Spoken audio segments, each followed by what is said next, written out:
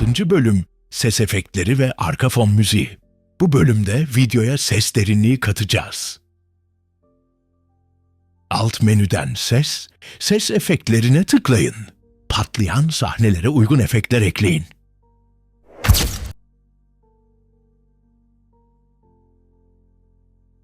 Efekt düzenlemek için seviyesini 700 yapın.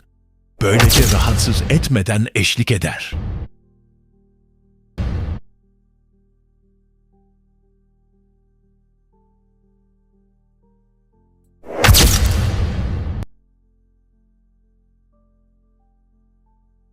Sonra yine ses kısmından arka fon müziğinizi ekleyin.